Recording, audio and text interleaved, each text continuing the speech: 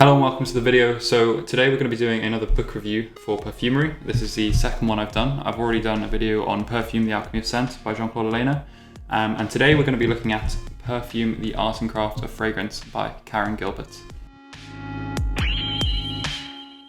This book, Perfume, The Art and Craft of Fragrance, is something I would put in a similar category to Perfume, The Alchemy of Scent. And the reason for this is both books are quite small, quite cheap and easily obtainable, and also very aimed at beginners. So if you're someone who is a bit more advanced in perfumery and you've already got your ingredients you've been blending for a while, this is probably not going to be the best book for you. I would go out and say straight away that I probably wouldn't recommend this book because it really does cover the basics.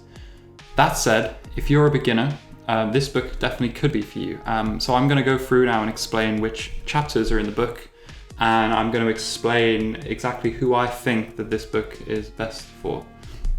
Okay then, so the first chapter is about the psychology of smell. Now this is a very brief intro chapter, it's not very in-depth at all, but it's just something for if you've never really heard about the different ways that perfume can affect your psychology, I guess it's a very brief introduction to that. So chapter 2 is a take on the history of perfumery. Now, this chapter was actually one that I quite enjoyed. And the reason for that is because I've read quite a few books about perfumery, and a lot of them do have a history section or a chapter on the history of perfumery.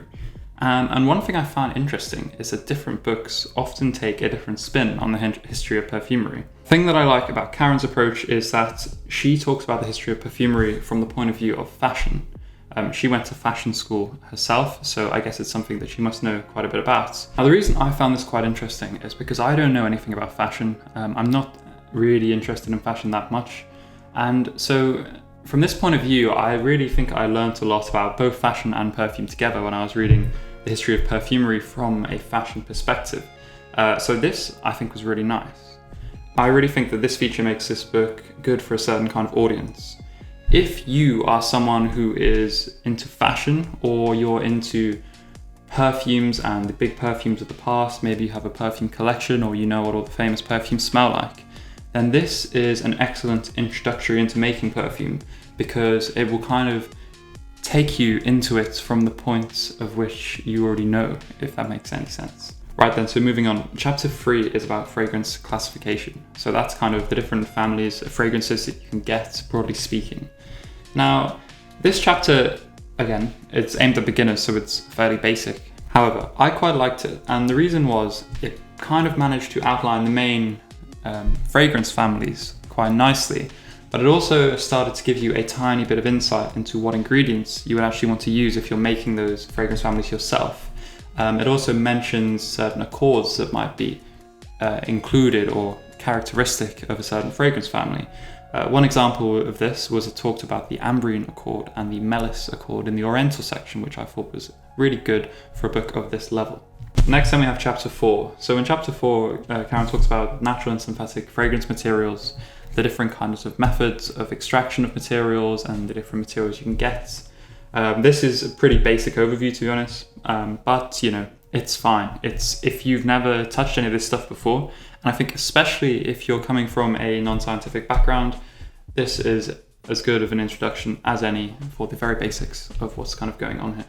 Then in chapter 5, we have creative perfumery techniques, which is a couple of very simple things, like for example, how do you learn your raw materials and how do you go about making accords. The positive thing about this chapter is that it really gets very practical on how to do these things. The advice given is quite basic, however, it gives you practical steps to get started. So I think if you're sitting there with all of your ingredients and your equipment ready to go, but you don't actually know what to do, then there's some good step-by-step instructions of kind of, right, you just want to take some of these things, get a beaker, then put some of this into this and blend it. If that's kind of the stage you're at, then these instructions might be quite nice to have all in one chapter in one place, if that makes sense. Then for chapter 6, so we then have a section about actually making some perfumes, and the nice thing here is she gives some example formulas.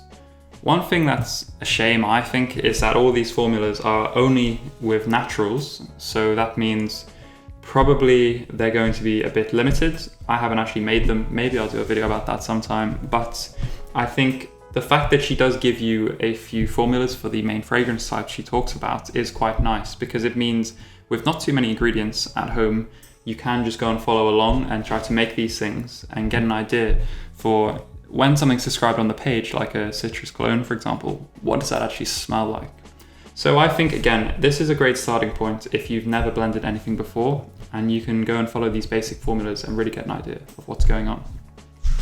And then the final 2 chapters are on perfume oils and solids. So that's kind of the oily perfumes that you would rub on your skin, and other things like reed diffusers, bath oils, body oils, other fragrance products. Now, this isn't really something that I'm super interested in. I have made bath oils, for example, for a client project before, and I have done things like that, experimented with them. I made some solid perfume once, to try it out. But it isn't really something that interests me. However, if you are looking to make your own fragrances at home and you maybe want to make a reed diffuser, maybe you want to make a bath oil or that kind of thing, this is a nice starting point from that too.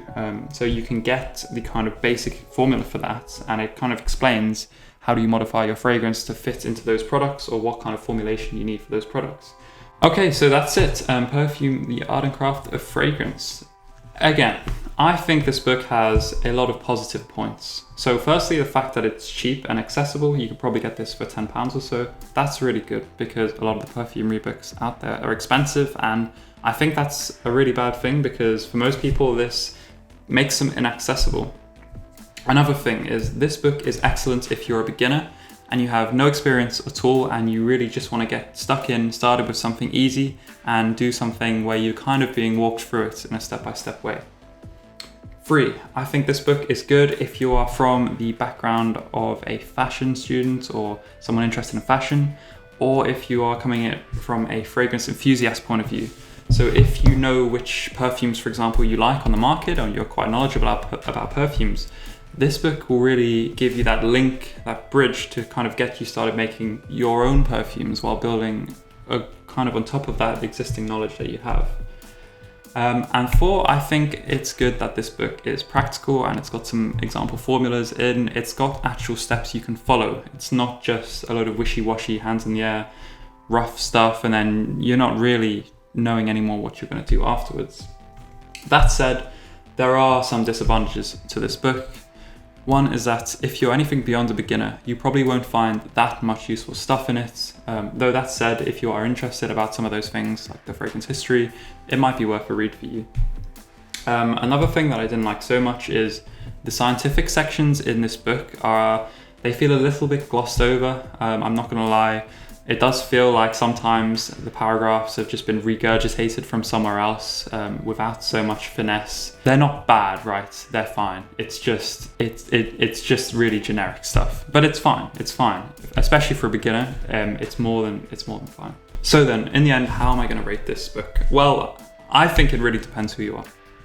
If you are a beginner and you are interested in fashion, you're interested in fragrances, and you want to get stuck into some DIY perfumery, I think this book really could be a 5 out of 5 stars book for you. I really think that this could be the right one. On the other hand, if you're someone who's a bit more experienced, you're probably going to already know almost everything in this book. You're probably not going to get that much value from it. You're probably also going to find a lot of the formulas overly simplistic and not really helping you at all. If you're more scientifically minded as well, I think that maybe this book isn't so good either, just because the scientific stuff here is quite basic. So if you're into that, I probably would recommend Perfume, the Alchemy of Scent a bit more as an intro book, just as the writing on that kind of stuff is a little bit more precise. So if you're one of the people I've just mentioned, maybe this book would only be a 3 stars out of 5. So given that, I would say to average it out, I'll probably overall give the book a 4 out of 5. So it really depends who you are, but I do think that it can be a good option. And while we're on the subject of that other book, Perfume, the Alchemy of Scent, the one I reviewed last time, I noticed that a lot of people who were trying to buy this book after I made the video on it were finding that actually the prices of it, for some reason on the internet, are really high. On Amazon, the price was more than double what it should have been, which is, I think, maybe because they're low on stock or something, because it's a popular book. I don't really know. But what I've done is I've actually got in contact with the publishers and I've ordered a few copies for my web store. For any of you guys who want to pick up one of these books, but you didn't buy it because of the inflated price on Amazon, which is really stupid, If you want to get it at the normal price that it should be, feel free to head over to my web store and you can pick up a copy there. Link will be in the description below. Anyway, apart from that, thanks for watching the video, guys. Hope you enjoyed it. Let me know if there's any other perfumery books you'd be interested in me reviewing sometime. It's going to be something, hopefully, that I do a bit more often, but I don't want to do it all the time because I think not everyone always wants to see a perfumery book review. I think you guys probably are interested in making the accords and the other kind of stuff that I do as well. So we'll get to one when we get to it. Anyway, it's kind of Christmas now, so I'm gonna wish you guys a happy Christmas and maybe get like a tree or something because I need to get a Christmas tree. I don't have one yet and it's getting late, you know, so I don't know, we'll see if I can get a Christmas tree or not. But you guys have a lovely Christmas, have a lovely day, and yeah, thank you for watching the video. See you later, bye.